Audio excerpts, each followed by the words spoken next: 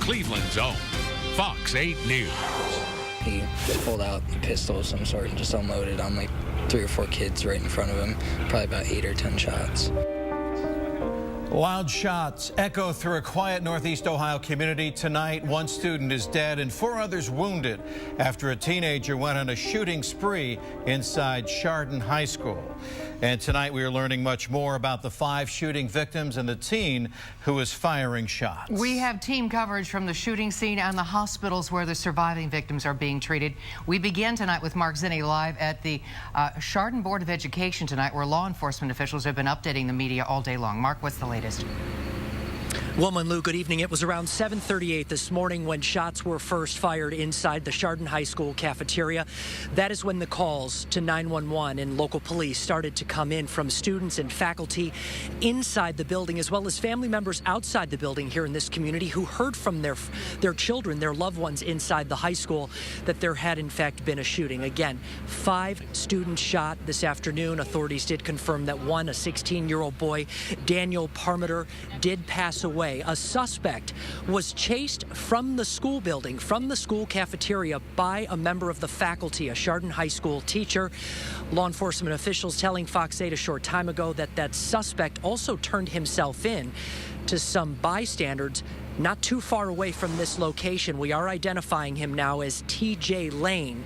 There's been a lot of talk about whether the suspect, as well as the 16-year-old boy who passed away, actually went to Chardon High School, or if they were just here perhaps transferring buses. But officials with the school district are not willing to really confirm any of that information right now, only saying that they do have the suspect in custody. 4 others remain hospitalized tonight. Investigators during the press conference this afternoon said 1,100 students were inside this school. They say the situation could have been much worse, but they really give a lot of credit to the drills that they started doing here a few years ago. Here's what the Geauga County Sheriff had to say.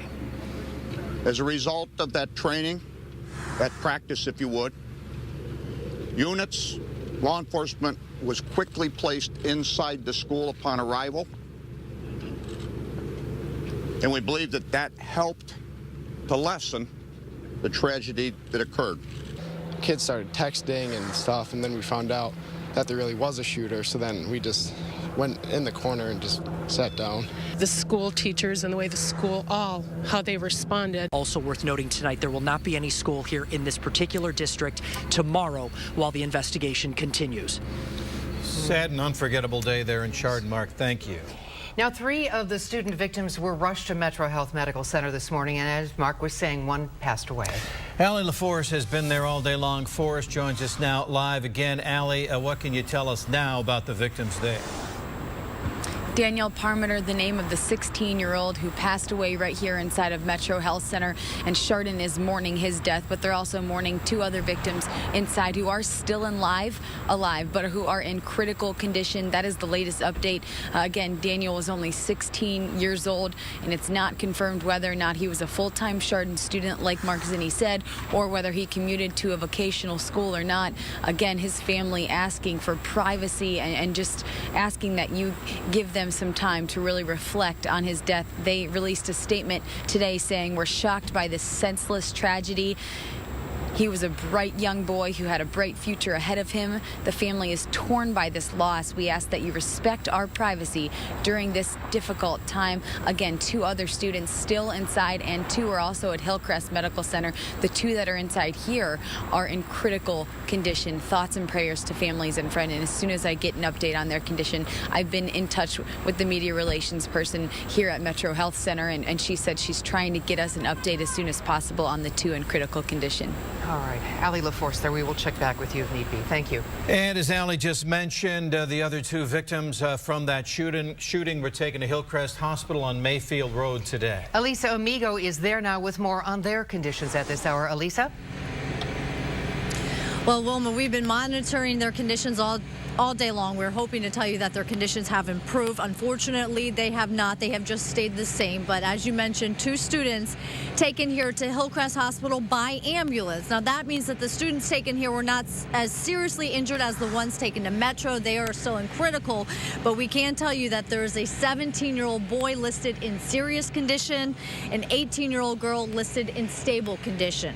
Now, the names of those students are still not being released. The family has been here all day long, and they have asked the hospital not to release their names. They are, trying to deal with this, treating it as a private matter at this point. But again, both of them are being treated here at Hillcrest Hospital for gunshot wounds tonight. Back to you. Okay, Lisa, thank you. Well, shortly after the shooting this morning, law enforcement officers and the bomb squad and FBI showed up at a Chardon home and began searching. Lori Taylor now has more on that part of the story and how, Lori, it could be related to the shooting. She's live in Chardon with more on this. LT. Right, authorities are saying very little about the young man who is believed to live on Wilder Road in Chardon Township, about 7 minutes from where we are here at the Board of Education. He will have a hearing tomorrow in Geauga County Juvenile Court, so we're expecting to learn more about him then. Meanwhile, I spent much of the day on Wilder Road where he lives, talked to many sources throughout our day who confirmed that this is a young man believed to be 17 whose name is T.J. Lane, T as in Thomas. Neighbors along that road who've known the family for years astonished that something like this could involve them. When we arrived, we found FBI agents and agents from Ohio's Bureau of Criminal Investigation looking for evidence on their properties. They had sectioned off a part of Wilder Road where those homes were located, as well as a big lot, a wooded lot.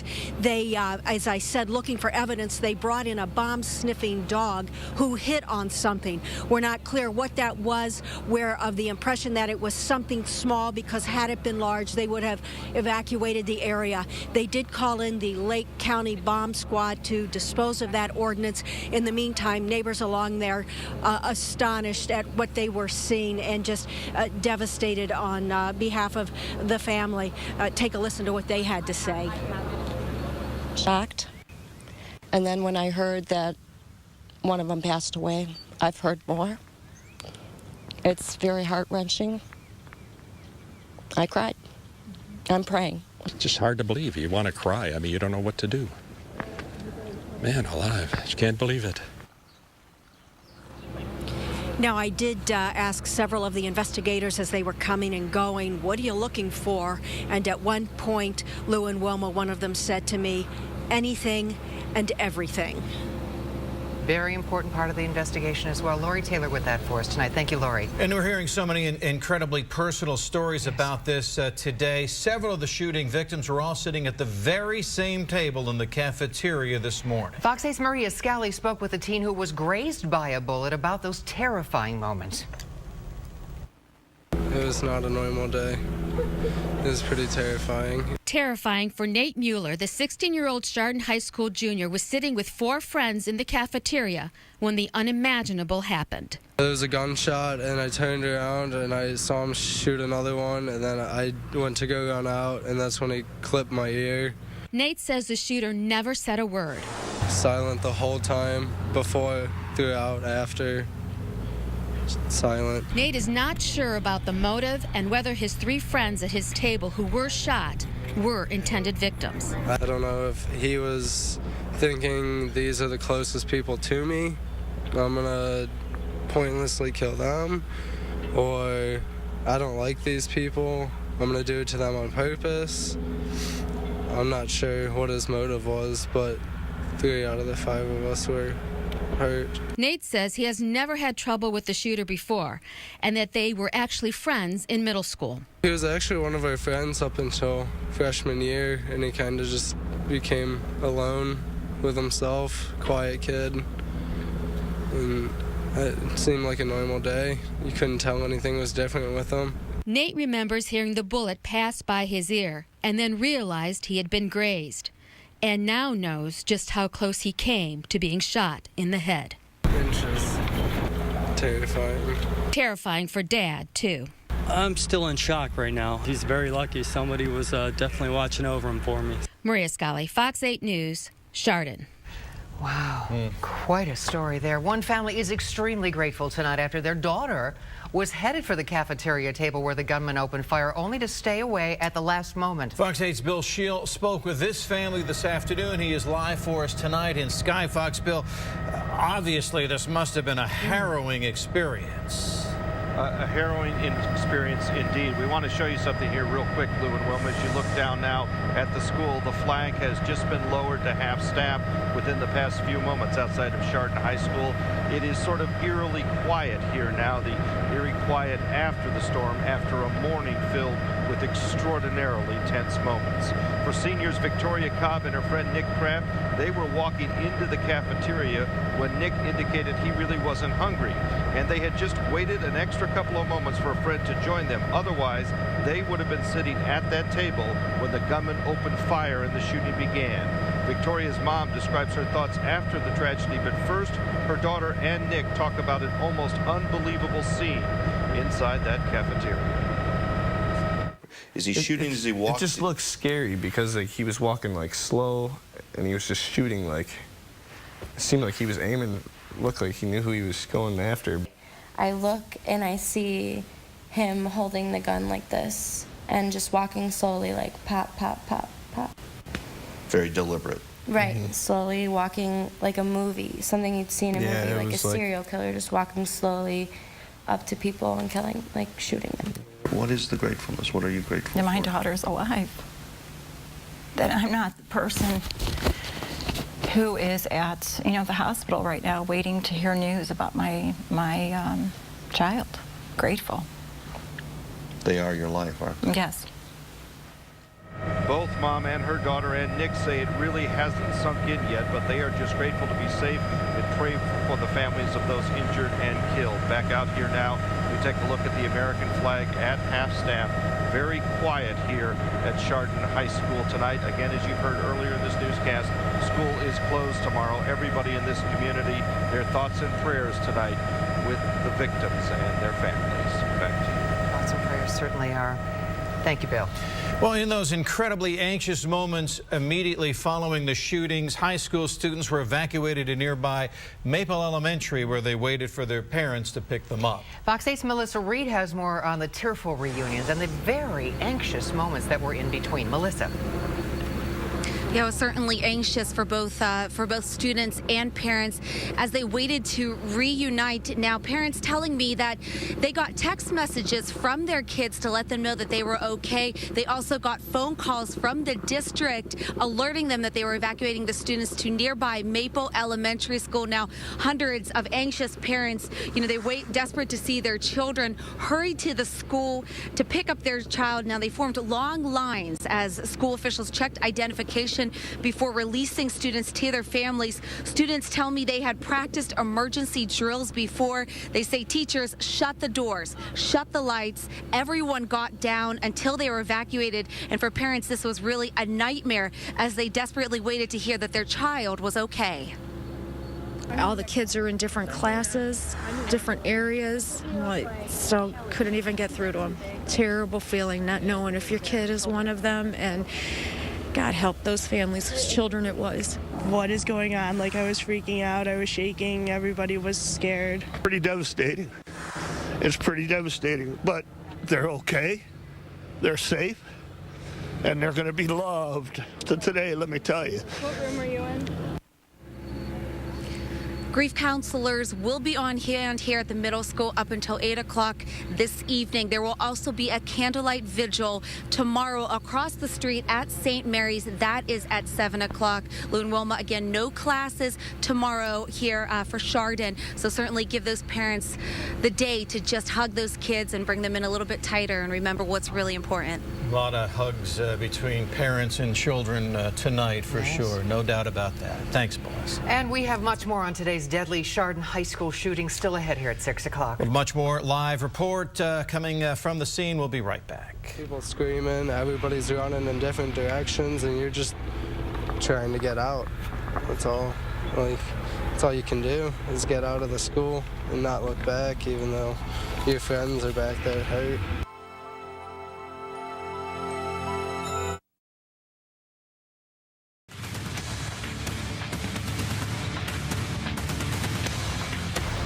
A little overcast out there right now, or Just nightfall coming in. The days haven't gotten that much longer yet. No, they haven't, but really another pleasant day in terms of the temperatures. As we take a break from the Chardon, we'll be back to that shortly. But talking about the weather, boy, in the 40s again today. Not bad at all weather-wise, Richard. We did 53. Whoa. Oh. How about that? 12 above normal on this 27th day of February.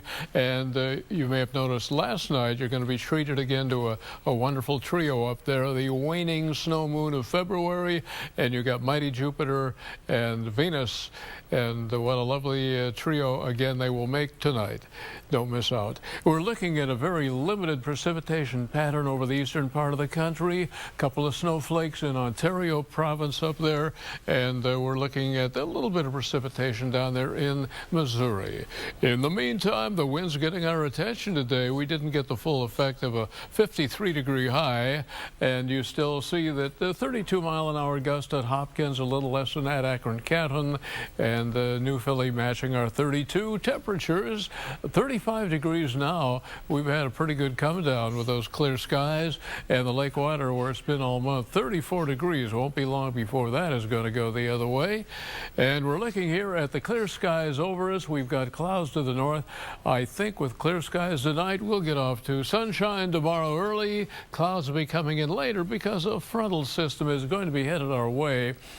And we'll have a little bit of a trim in the temperature tomorrow. But boy, Wednesday, we had said last week we figured mid-50s or more, maybe near 60 by Wednesday. Well, I think we're going to get that.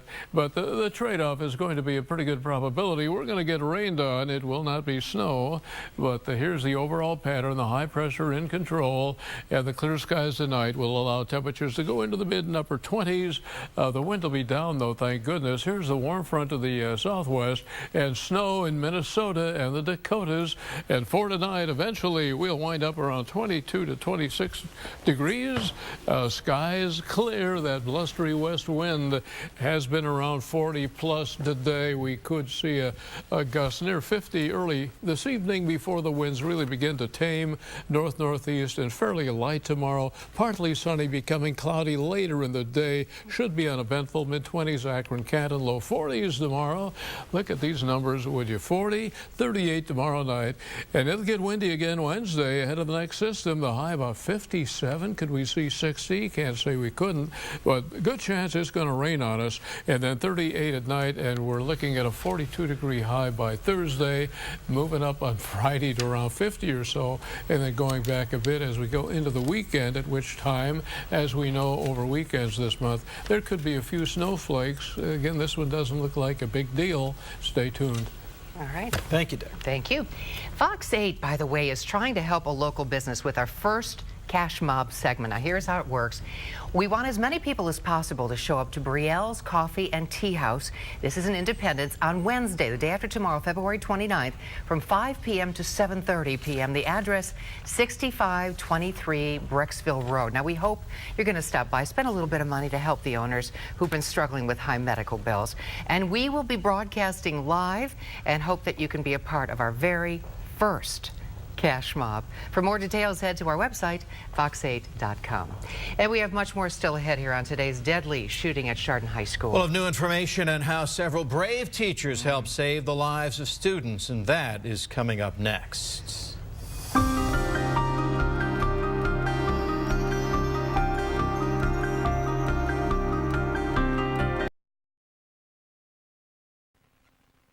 Today's tragedy might have been even worse if not for the heroic actions of a couple of teachers at Chardon High. Fox 8 News reporter Jack Shea has their story along with efforts tonight to bring the community together. Searching for hope in the face of madness, grief, and shock. Families put up ribbons on trees around the city of Chardon to show support for the shooting victims, their families, and the students and faculty at Chardon High School. Comfort. Anything that can help comfort them, to know that people are here, that they support them, that their children are in our thoughts and prayers. In the midst of all the chaos, we were told that there were staff members at Chardon High School who put themselves in harm's way to protect some of the students. Students say after the teen gunman opened fire, he was charged by Frank Hall, who, among other things, is an assistant football coach. Witnesses say Mr. Hall, known at Chardon High as a gentle giant, then chased the suspect from the building. I'm actually not really shocked. I mean, he's that kind of teacher who will do anything to save his students. I think that's wonderful that he was willing to put his life at risk for his students. Students also say that as the victims lay bleeding from their wounds, math teacher Joe Ricci pulled one of them into a classroom and began rendering first aid until paramedics arrived. Amazing. Absolutely amazing. They all were. I think everyone did what they were supposed to do in the situation. They've practiced it enough. Students and their families are now trying to come to grips with the magnitude of the tragedy, but they already know that the events of Monday morning have forever altered their lives and changed the way they feel about their school. I think it'll be a really sad place to be. I mean, I don't think anyone wants to go there for at least a month. I don't think anyone wants to have to go through that. I don't know. I think they're all going to have a hard time walking back into that school. They never thought it would happen to them, and it is. Jack Shea, Fox 8 News in Chardon. Tough day. We'll have much more coverage of the situation, the shootings today at Chardon High School coming up. We'll be right back with you.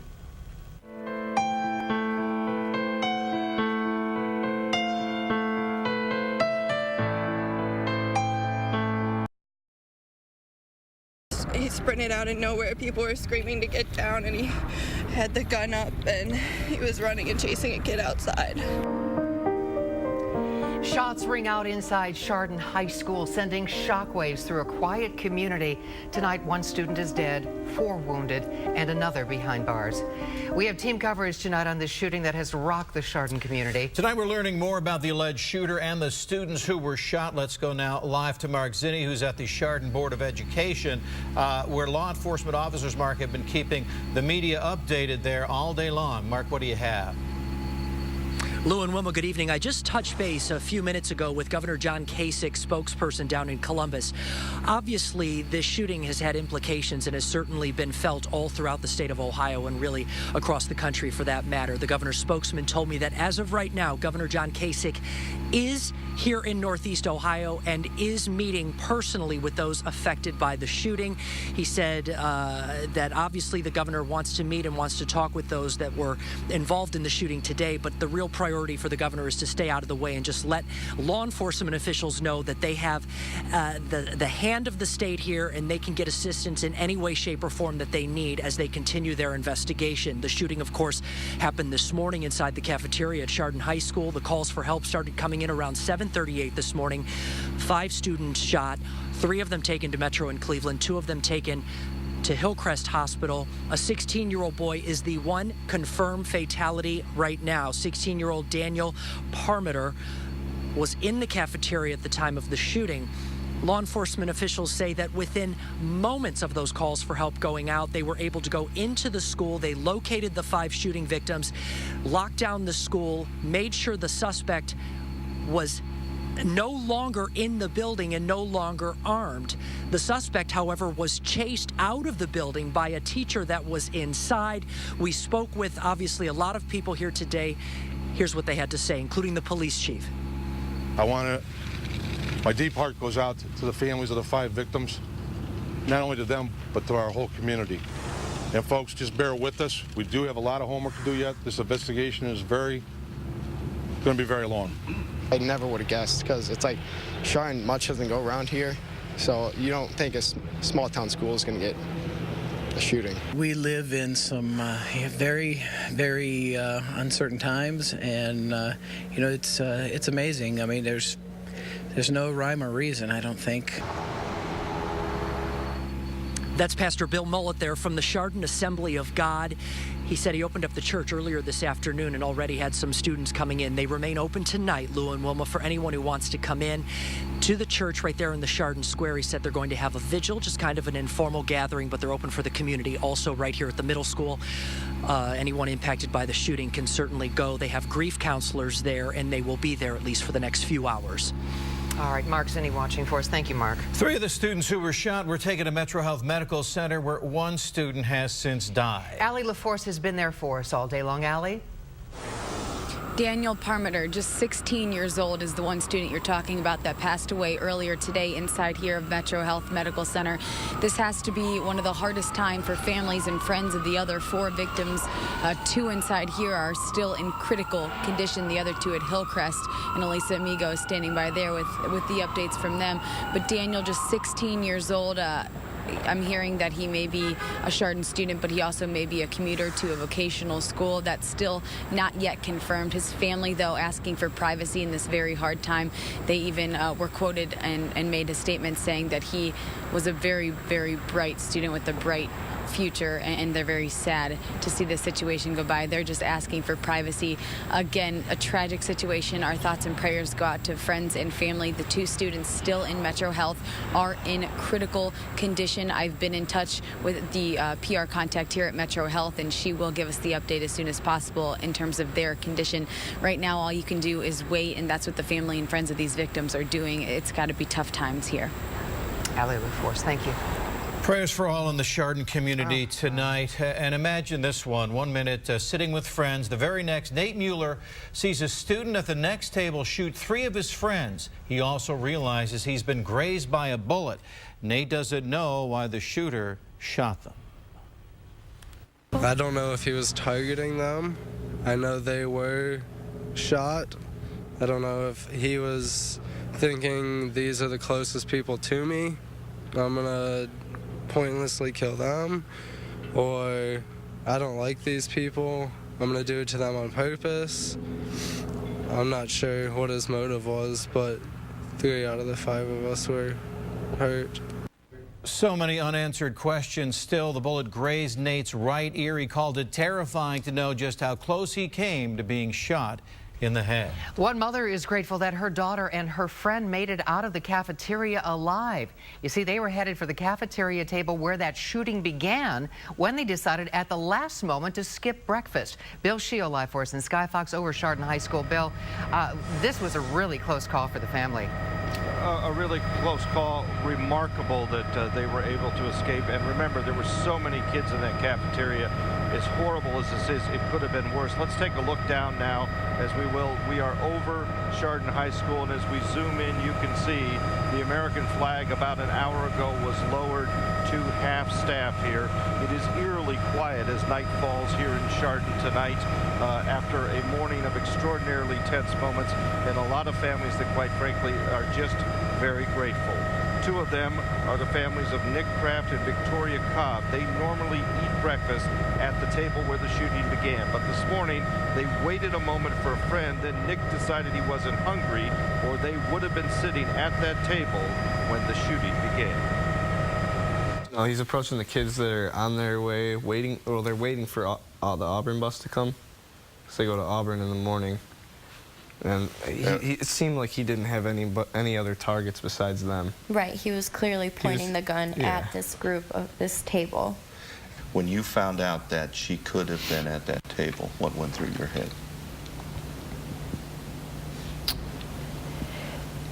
All of what could have been, what could have happened to her, what she saw, what she witnessed, began to sink in. The family, Maria, says they are just grateful that their children are safe, and their thoughts and prayers go out to the victims and their families. Back here now as you take a live look at Chardon High School. As you've heard throughout this newscast, school will be closed here tomorrow as the investigation continues. And tonight and for the foreseeable future, everyone here will be thinking about the victims and their families and wondering how this could happen in Chardon, Ohio. Back to you. Bill Sheo there for us. Thank you, Bill. Well, the story has made national headlines, and many state leaders are releasing statements in response to the shootings. Please join me in praying for the students who've been injured in this horrible crime. This from Governor Kasich. Praise goes to the Chardon Police, Geauga County Sheriff's Office for quickly getting the situation under control. I have pledged Ohio's full support to them, the school and local community in this very difficult time. Also releasing a statement about the shooting today, State School Superintendent Stan Hefner. He said, quote, "My deepest sympathies are with the students and their families, staff and teachers of the Chardon School District and the Chardon community as they work worked through the tragic incident on their school campus this morning. Please keep them in your thoughts today. I appreciate the quick response to the situation by Superintendent Burgant and law enforcement and first responders to protect the students and to quickly apprehend the person responsible for this horrific act. Stay with Fox 8 for the very latest on the shooting at Chardon High School. We will have any new details both on air and online at fox8.com. Much more still to come right here tonight. Still ahead at 6 o'clock, we will take a look at how technology and social media played a part in today's deadly shooting at Chardon High School. Plus, the latest for you on the Jimmy DeMora corruption trial, which is expected to go to the jury this week. We will be back.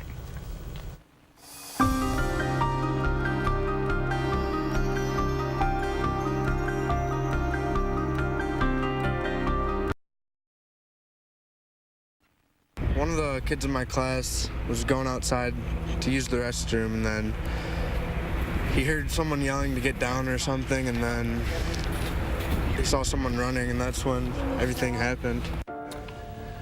The gunman arrested in the Chardon High School shooting may have posted threatening messages as recent as this past weekend on social media sites. And ironically, that's exactly how many of you found out about this tragedy, through Twitter and Facebook. Fox 8's Jennifer Jordan joining us now with more on this part of the story. Jen? And Wilma, Lou, from our Fox 8 Facebook page to our Twitter account and Google+, a lot of times social media websites are the fastest way to get information out to you, the viewers. And when breaking news hits, it's not only the media utilizing these websites, it's also the victims and people on the scene witnessing the tragedy firsthand.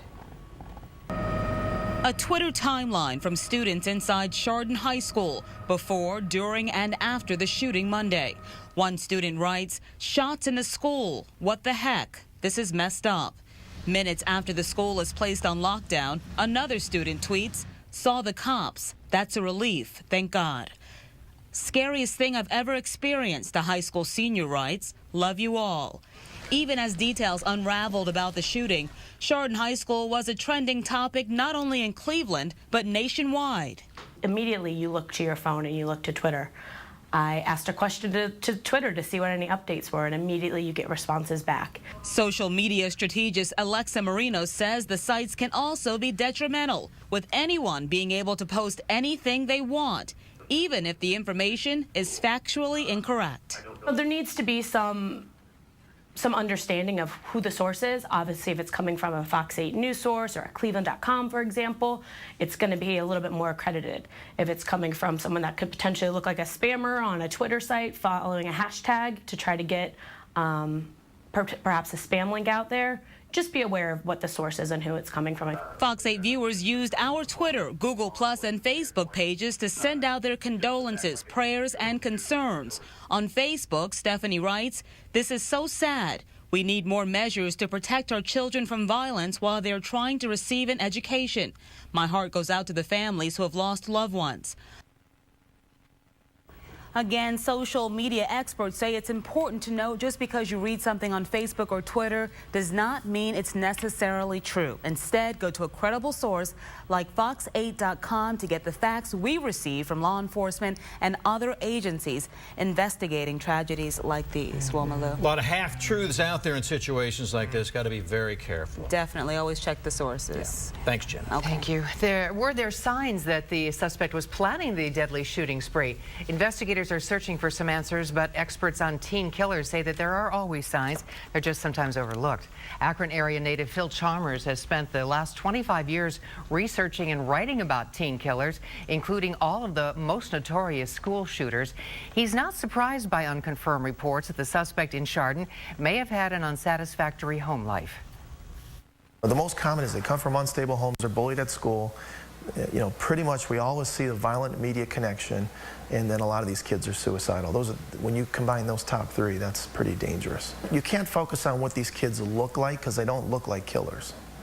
And that is overwhelmingly every case we see. Chalmers also says almost always the killers tell people what they're planning. They will post it on social media sites or continually draw or write about it. The fate of former Cuyahoga County Commissioner Jimmy DeMora will be in the hands of jury members before the end of the week. Facing a possible 60 years in prison, attorneys on both sides spent the day wording the jury's instructions in their best interest. Dave Nethers now with more on this. Attorneys for Jimmy DeMora have only one more chance to try and make an impression on his jury, and today was all about getting the details just exactly right. Facing 37 charges that could keep him in federal prison for 60 years, attorneys for former Cuyahoga County Commissioner Jimmy DeMora spend Monday debating the final instructions the jury will hear. For 6 weeks, the jury has heard about trips to Las Vegas, expensive meals, and tens of thousands of dollars of work done at DeMora's home in Independence. To convict him, jurors will have to be convinced that DeMora provided official acts in exchange for things of value. On Monday, prosecutors asked Judge Sarah Leoy to define an official act as, quote, any actions done under the cloak of office. DeMora's attorneys called the definition unconstitutionally vague. Defense attorneys argued that just because an official receives a gift, that does not automatically make it against the law. DeMora's attorneys also hope to convince the jury that he would have taken the same actions in office even if he was not given something of value. Prosecutor Ann Rowland told the court, quote, regardless of the merits of an issue, you can't take a bribe. Well, the jury will hear those instructions and more tomorrow. When they return, we do expect closing arguments on Wednesday. At Studio 8, Dave Nether. And the fate of Jimmy DeMora will likely be in the hands of the jury by the end of this week. As things develop, stay with Fox 8, both on air and online, for the very latest developments. All right, we've been watching the weather picture, which has really been mild, to say the least. Saturday, we got a lot of snow. Did you? On the west side, we got nothing at all, as far as I can remember. Just another pleasant day today, though, Wilma. 50 very nice degrees. Today. Amazing. Yeah, it truly has been, and we're running out of February now, and we've got tomorrow and Leap Day coming up on Wednesday. March will say hello on Thursday. Could it be a lion or a lamb? Well, it sure looks more lamb than lion right now. And overall view here of the regional radar, and boy, there's nothing going on up there. Buffalo, just to your west, there could be a couple of snowflakes, and the wind gusts are still getting our attention. At times, we've been over 40. We're beginning to tame there, and we'll continue to do so. 32-mile-an-hour gust at Hopkins, and the temperature now 35. That flip-flops the high for the day, 53. And here we go.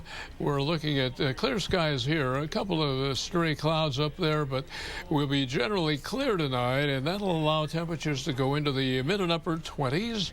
And otherwise, currently, there's the regional map, even up at Minneapolis. Only 29 degrees. High pressure has control of us, keeping skies generally clear tonight. We'll start with sunshine tomorrow. Some clouds coming in later in the day. That area of rain is not going to affect us, we can't believe, until overnight tomorrow night. And through the day Wednesday, a little bit of a relapse in temperatures tomorrow, but by Wednesday, we're going to be up in the 50s again. 53 today, exactly 12 above normal. 84 Miami today, 22 to 26 tonight. It is blustery, skies clear. Tomorrow, we're looking at about 40, 42 degrees, partly sunny, becoming cloudy, but uneventful. And the numbers of 40, how about a 57 Wednesday? It may thunder on us, back to 42 Thursday, and Friday, before the evening is over, we may see a little rain shower activity, and going into Saturday, winds will pick up again. We may see a few snowflakes as we say, hello, March. That's what we'll say. Hello, March. Thank you, Dick. Today marks the 20th straight day of rising prices at the pump. That's not good. The national average now $3.70 a gallon for regular unleaded. In Ohio, it's $3.66. A month ago, the national average was only $3.39. Higher oil prices are one reason for the increase. Investors are worried that tensions with Iran could lead to a supply disruption, and that's ignited crude oil prices. The all-time record average for a gallon of gas was $4.11 in July of 2000. 2008, but it all depends on where you live. In California, drivers are already paying well above $4. Well, if you love cars, and I do, the IX Center is the place to be. The auto show is front and center this week with all the latest and the greatest automobiles. Our PJ Ziegler checking out what is drawing all eyes to the Chevy display. PJ. 3 Chevy cars are really turning heads here at the Cleveland Auto Show. The Chevy Malibu, the Chevy Cruze, and the Chevy Volt. All 3 have unique features which make them some of the best in their class. With gas prices soaring to all-time highs, it's no wonder all eyes are on the Chevy Cruze.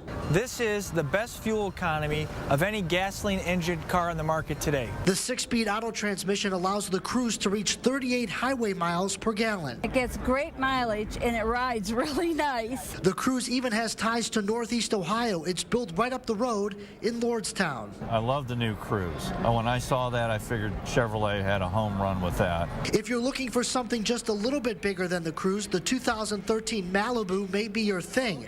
The Malibu has added technology called the e-assist. Electric motor that actually helps the gasoline motor, which makes it gets up to 37 miles per gallon on the freeway, which is also best in class fuel economy for a midsize vehicle. The technology doesn't end there for Chevy. The Volt, a plug-in hybrid vehicle, can get up to 40+ miles on one charge. It's an amazing vehicle that's kind of a game changer for the whole industry. So whether you're looking for a hybrid or a fuel-efficient vehicle, Chevy has plenty to offer. The one thing that's great about Chevy is they've got a car for pretty much every budget as well as every size. You can check out the Chevys and all the other vehicles on display here at the IX Center all weekend long, Monday through Saturday, 11 to 10, and on Sunday from 11 to 8. At the Auto Show, PJ Ziegler, Fox 8 News. PJ, thank you. For more information on the Cleveland Auto Show, go to our website, fox8.com, and look for the link at the top of the page. Browns General Manager Tom Heckert has been away from the media and the public eye in recent weeks, and there's a very good reason for that. President Mike Holmgren announced today Heckert underwent heart surgery at the Cleveland Clinic to remove a blockage and is recovering very well. Holmgren said he did not have a heart attack, but that he wasn't feeling well. Went in for a checkup. Blockage was revealed, and the surgery performed 2 weeks ago. All went very well. Heckert will be back in the office on Tuesday. He missed both the Senior Bowl and the NFL Combine. Well, next right here at 6 o'clock, we'll have the latest information on that deadly school shooting at Chardon High School today. We'll be back right after this. I want to take another look now at the major news story we've been covering throughout the day. One student is dead, several others hospitalized after shots are fired inside a Geauga County school. Tracy McCool here with an update tonight. Tracy. Well, Wilman, Lou, it certainly has been just an unbelievable day, almost surreal for everyone who's been involved. Witnesses say the teen shooter did not say a word as he pulled out his gun and began to fire shots inside of Chardon High, where all the students were gathered in the cafeteria. When it was all over, 5 students were shot, 3 critically. Daniel Parmenter passed away shortly after the shooting. He was just 16 years old. Sources tell us the shooter is TJ Lane. Investigators spent the day searching his home on Wilder Road. Authorities held a news conference late this afternoon, and the school superintendent was visibly shaken by all this. Our heartfelt sympathy goes out to the 5 victims in the case. There's really not a lot you can say when you're responsible for the safety of 3,100 kids, other than the fact that we're going to do the best we can to make sure that our schools continue to be safe. Just a difficult day for so many people. Again, 1 student dead, 4 others in the hospital tonight, 2 of them in critical condition. The shooter is expected to be in juvenile court tomorrow for a hearing. Lou and Wilma. All right, Tracy McCool there for us. Thank you, Tracy. And of course, we'll have much more in today's deadly shooting in Chardon. Coming up next right here, Fox 8 News at 7. Stay with Fox 8 and fox8.com for the latest updates on this developing story. And we thank you very much for joining us tonight here at 6 o'clock, both at home and online. From everyone here at Fox 8, tonight our thoughts and prayers are with the victims and their families tonight on what has been a very difficult day for all in Northeast Ohio. Good night. Good night.